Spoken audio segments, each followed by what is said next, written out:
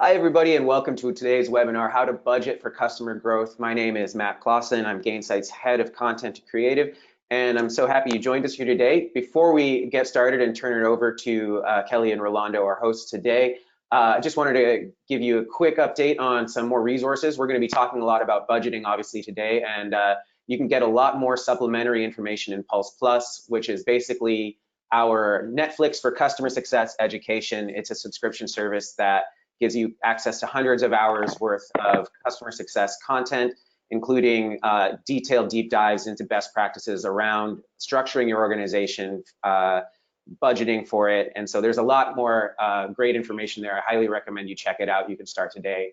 And then we also have a few live events coming up under our Pulse brand in Seattle, Boston, Atlanta, and Europe. So if you live in any of these regions or you can get there, I highly recommend you taking a look at gainsight.com/pulse for more information. Just a heads up on Pulse Europe, our early bird pricing ends at the end of the month. So I encourage you to get on those tickets before the prices go up in a few days.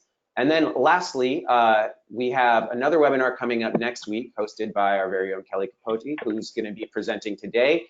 And this one is on creating a unified customer journey with our partners at HubSpot and SmartBug. And this one's going to be fantastic. It's exactly a week from today.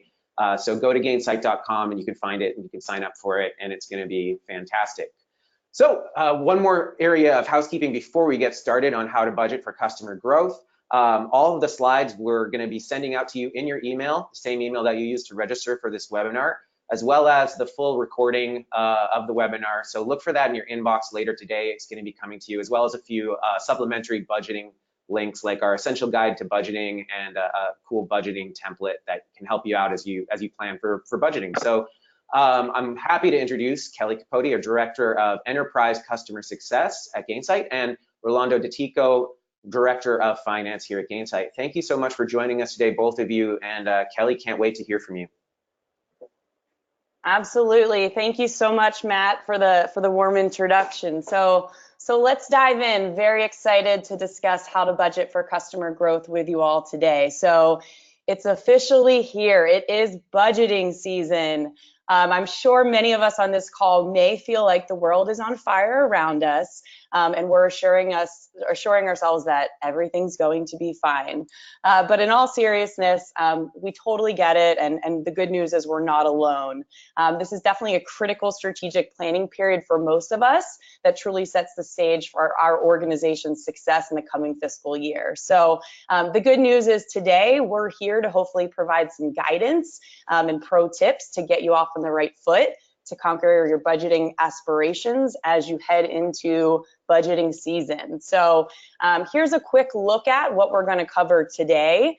This session is going to be all about providing you with a few actionable budgeting strategies and really taking a lens on having a growth-based strategy throughout the course of our time together today. So we'll dive into a few key concepts. Number one, how do you identify the right top line metric?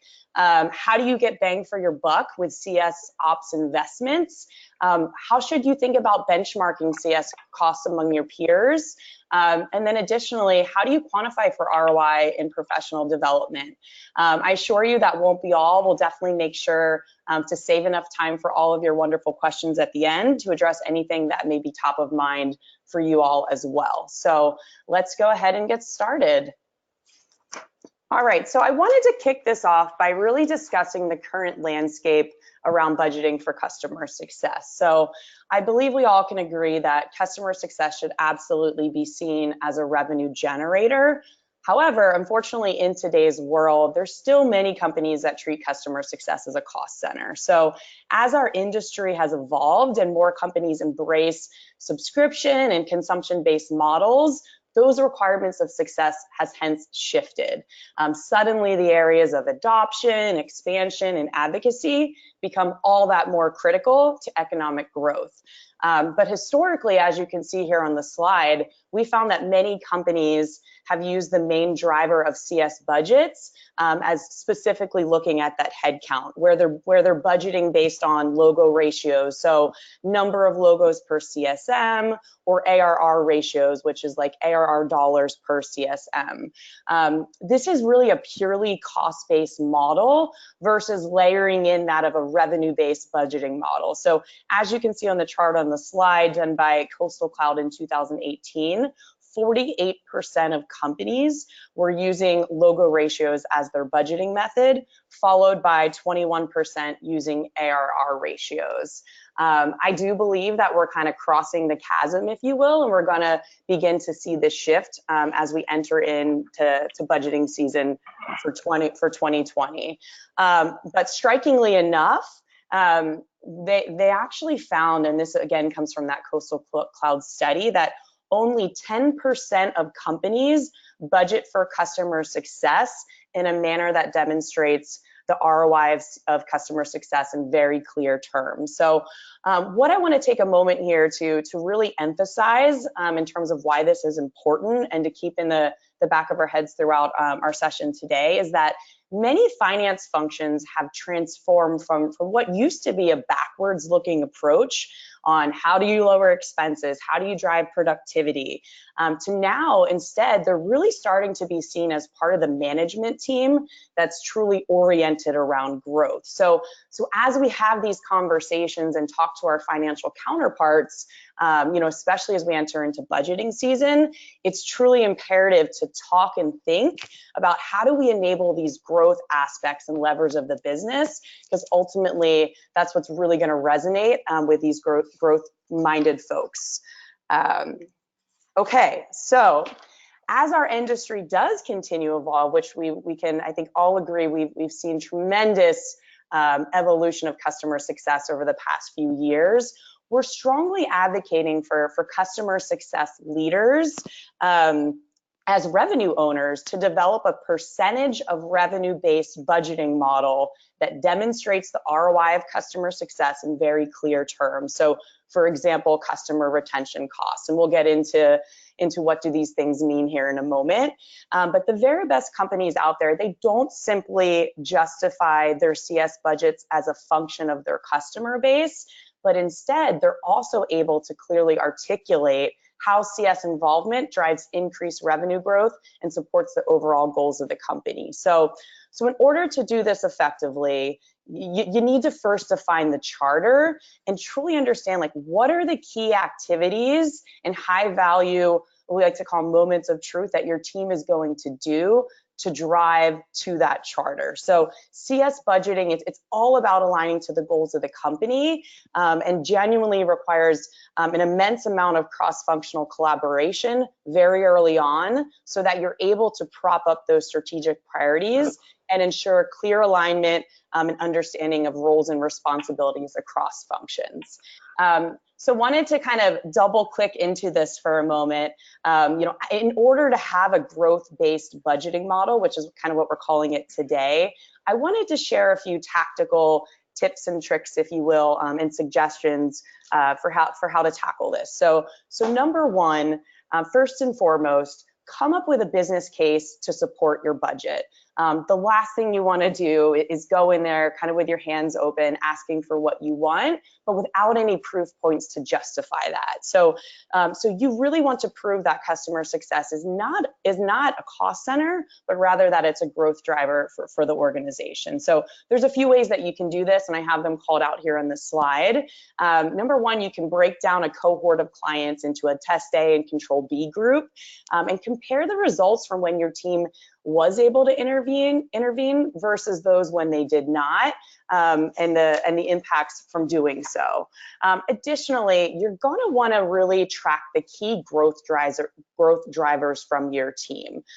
So namely, number one, renewals. What at-risk accounts has your team been able to save, and what impact did that have, on gross retention and dollar retention over last year? From an expansion perspective, what were the upsell and cross-sell leads that were sent to sales? So again, making sure that you're thinking about how do you operationalize these things, so as you go into budgeting season, you're able to have the data to support it. And then the third kind of key growth driver would be that advocacy motion.